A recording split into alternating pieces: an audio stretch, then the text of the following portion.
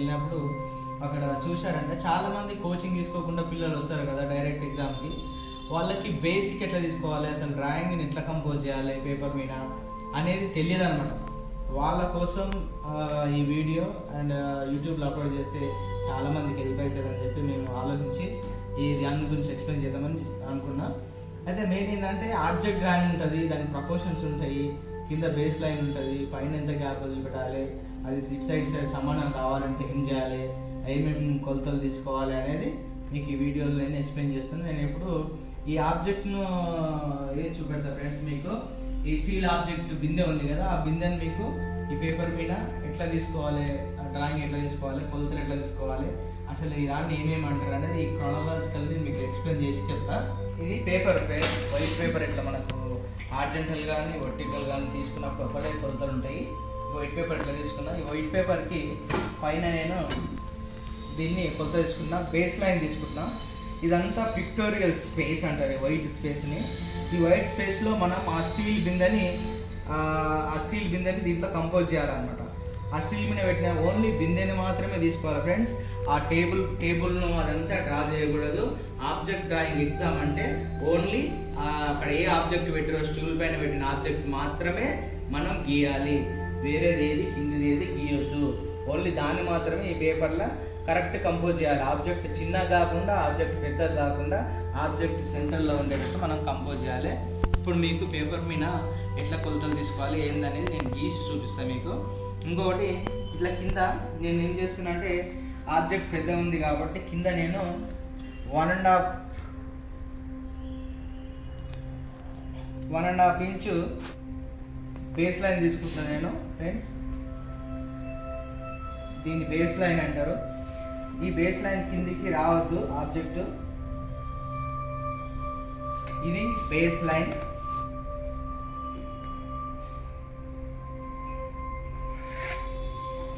ఆ తర్వాత పేపర్ను కొలుచుకొని, ఈ పేపర్ను కొలుచుకొని 15 ఇంచెస్ ఉంది పేపర్, ఇది 15 ఇంచెస్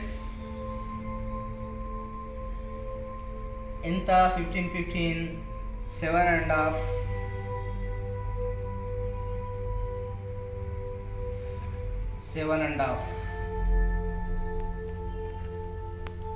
సెంటర్ లైన్ ఫ్రెండ్స్. ఇది సెంటర్ లైన్ అంటారు. కింద తీసుకున్న బేస్ లైన్, ఇది దాని సెంటర్ లైన్. ఇప్పుడు ఆబ్జెక్ట్ అనేది దీనిపైన వస్తుంది, సెంటర్ లైన్ పైన వస్తుంది. ఓకేనా?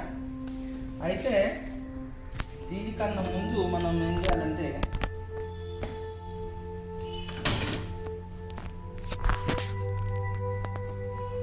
సెంటర్ లైన్ కరెక్ట్ తీసుకోవాలి ఫ్రెండ్స్. ఏ మాత్రం 1 పాయింట్ తేడా వచ్చినా కూడా నువ్వు గీసే ఆబ్జెక్ట్ కూడా క్రాస్ అవుతుంది.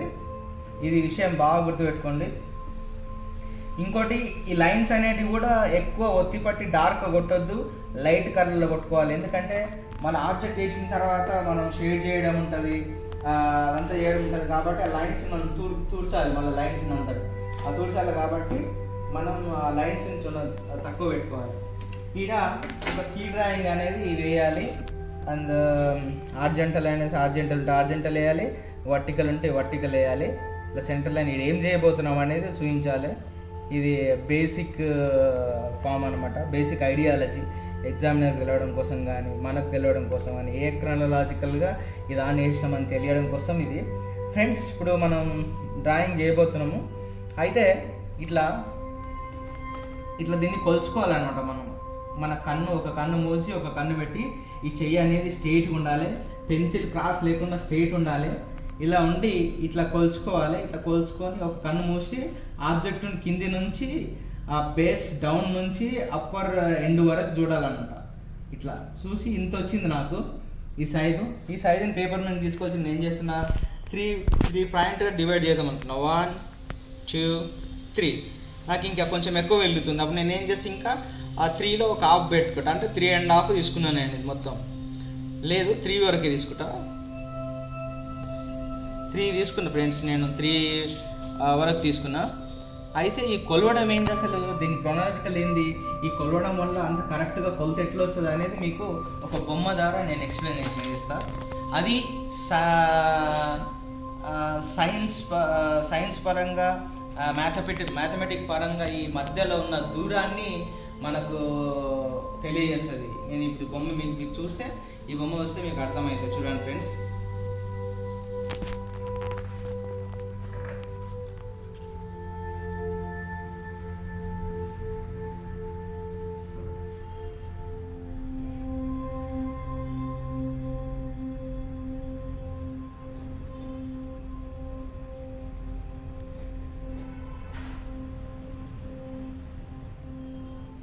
ఇది టేబుల్ పైన ఒక ఆబ్జెక్ట్ పెట్టుంది. మనం ఏదైనా ఒక వస్తువును చూస్తున్నప్పుడు అది త్రిభుజం ఆకారంలో దానిపైన మన కాంతి వెలుతురు ఉన్నంత ఆ కాంతి మన కన్ను నుంచి ఇట్లా బయలుదేరుతుంది అనమాట. కాంతి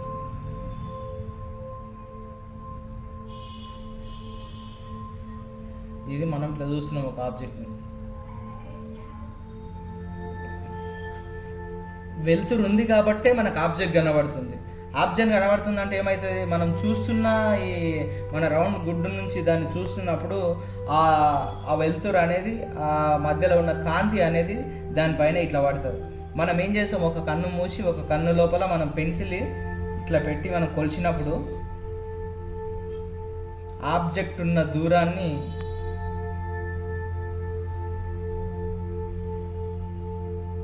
కాబట్టి కొలిచినప్పుడు ఆబ్జెక్ట్ ఉన్న దూరాన్ని మనకు కొలిచి చెప్తుంది. ఇదే సైజుని మనం యువతల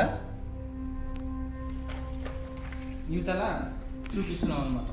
ఓకే, ఇప్పుడు ఆ కొలుచుకున్న 3 పార్ట్లని 1 2 3 పార్ట్స్ని ఇప్పుడు మనం డ్రాయింగ్ చేస్తున్నాం. చూడండి ఒకసారి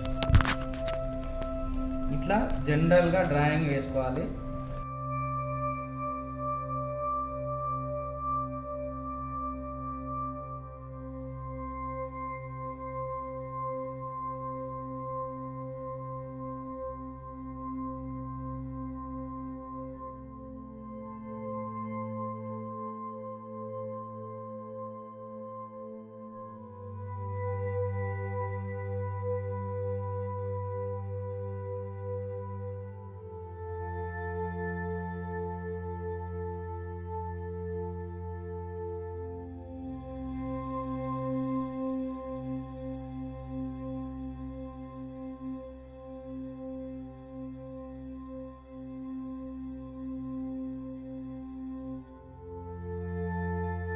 ఫ్రెండ్స్, ఇప్పుడు మీకు ఇట్లా కొలుచుకోవాలని చెప్పినా కదా, అది నేను ఇట్లా 3గా పెట్టుకున్నా. 1 2 3 ఎక్కువ ఎగ్జాక్ట్ ఇక్కడికి వచ్చిందా?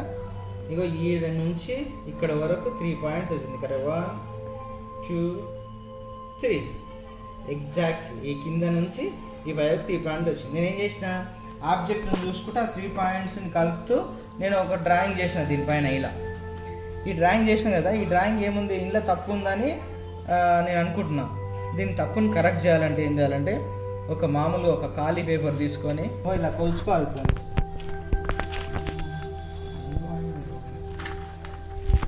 ఇంకో ఇలా ఈ ఎడ్జ్లో పెట్టి ఇంకో ఎడ్జ్ సెంటర్ లైన్కి మార్క్ చేసుకోవాలి. ఇట్లా మార్క్ చేసుకొని ఇదే మార్క్ని మళ్ళీ ఇతర సైడ్ చూసుకోవాలి. కరెక్ట్ వచ్చింది.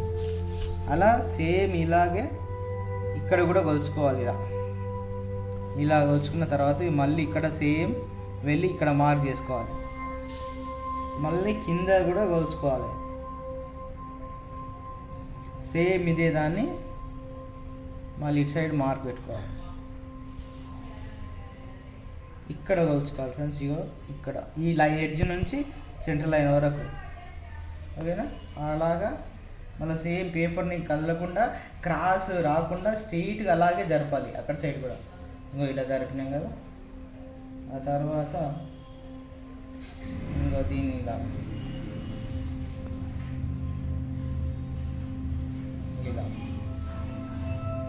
తర్వాత కింద బేస్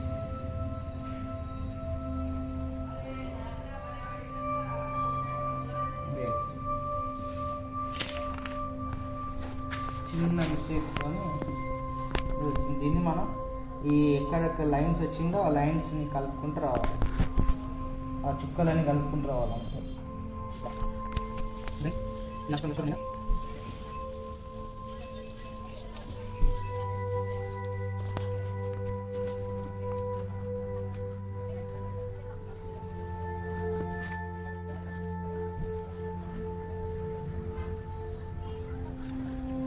ఇలా ఇంకా లైన్స్ కొట్టుకొని కూడా చేయొచ్చు.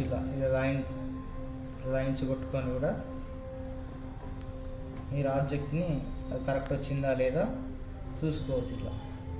ఓకేనా? ఇప్పుడు ఇది కొలతలతో కరెక్ట్ అయింది. ఇప్పుడు దీన్ని రఫ్గా ఉన్న డ్రాయింగ్ని మనం ఏం చేస్తాం, సింగిల్ లైన్ చేసుకుంటాం.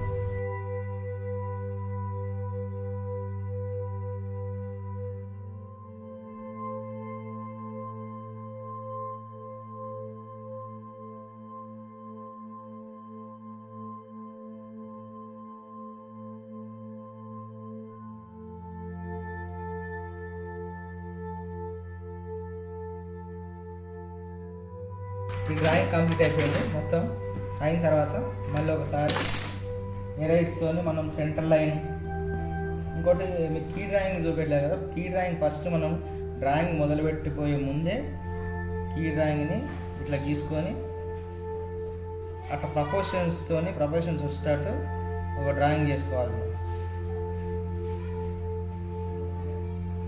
ఏం లేదు, కీ డ్రాయింగ్ ఏంటంటే నేను ఇట్లా వేసుకోబోతున్నాను ఇక్కడ అని చూపించడం అన్నమాట. ఒక విజన్ ఫస్ట్ టైం ముందే చూపించడం. ఇప్పుడు అంతా ఇంకోటి ఇది ఒక పాయింట్ చెప్తున్నా ఫ్రెండ్స్, ఏంటంటే ఈ సెంటర్ లైన్ తూడ్చే ముందు ఒకవేళ మీరు క్లే ఎరేజర్ వాడకుంటే, నార్మల్ ఎరేజర్ మీరు ఏమైనా వాడితే పెన్సిల్ ఎరేజర్ ఇట్లా పెట్టి ఎప్పుడు తుడిపోద్దు, ఇలా పెట్టి ఎరేజర్ని తుడిపోద్దు. సెంటర్ లైన్ ఇలా తుడపాలి. అలా తుడితే షేడింగ్ చేసేటప్పుడు మీకు ఒక లైన్ ఏర్పడుతుంది.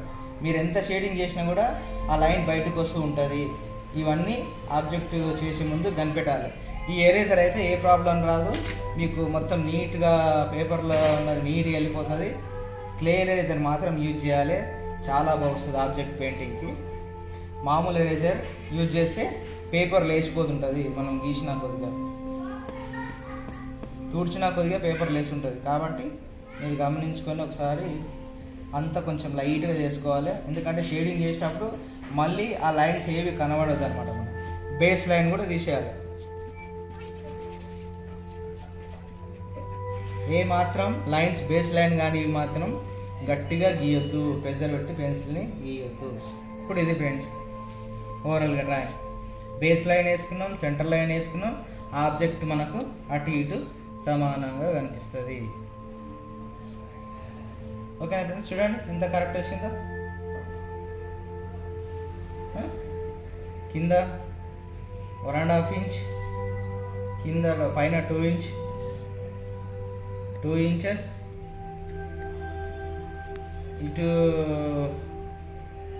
2.5 ఇంచెస్, ఇటు 2.5 ఇంచెస్ సమానం. ఇది కింద 1.5 inch centre line, base line. ఇది పేపర్కు కరెక్ట్ కంపోజ్ అయినట్టు ఈ డ్రాయింగ్.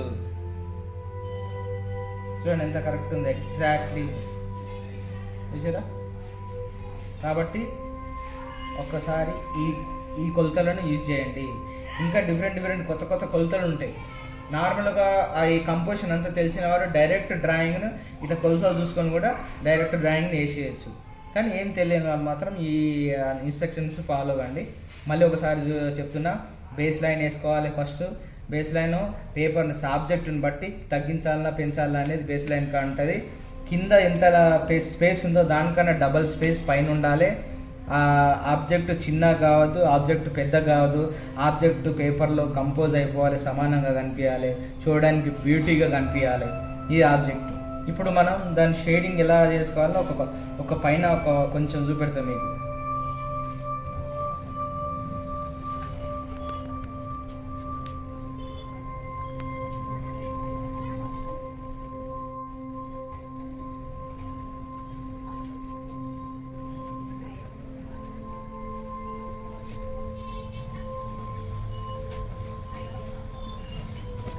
ఒక 2B పెన్సిల్తోనే నేను మామూలుగా చేస్తున్నా. మనం 4B, 6B, 2B, 4B, 6B ఇట్లా 3 పెన్సిల్స్ని యూజ్ చేయాలి. 3 పెన్సిల్స్ని యూజ్ చేయాలి షేడింగ్ కోసం. అప్పుడు ఆ షేడింగ్ అనేది నీట్గా మంచిగా వస్తుంది. మీరు ప్రాక్టీస్ చేయండి. ఈ వీడియోని పదే 2 సార్లు చూడండి. ఒకసారి చూసి క్రొనాలజికల్ తీసుకునే విధానం ఇదంతా అర్థం కాదు. అలా చేసిన తర్వాత కింద ఈ పేపర్ ఇది స్టీల్ ఆబ్జెక్ట్ కాబట్టి ఎక్కువ అయితే ఎక్కడైతే మెరుస్తుందో దానిపైన పడింది దాన్ని పేపర్ ఇటు వదిలేయాలి. ఇందులో మీడియం టోన్కి 4B పెన్సిల్ యూజ్ చేయాలి, లైట్ టోన్కి 2B పెన్సిల్ యూజ్ చేయాలి, డార్క్ టోన్కి 6B పెన్సిల్ యూజ్ చేయాలి. ఇట్లా యూజ్ చేసి ఒక ఆబ్జెక్ట్ని మీ కొలతల ప్రకారము ఈ షేడింగ్ ప్రకారం మీరు చేస్తే డెఫినెట్లీ మీకు 100 to 100 మార్క్స్ కంపల్సరీ వస్తాయి. ఇంకా ఈ కింద కూడా ఒకసారి నేను చూపిస్తాను 2B పెన్సిల్ ఎక్కడ ఎట్లా చేయాలనేది.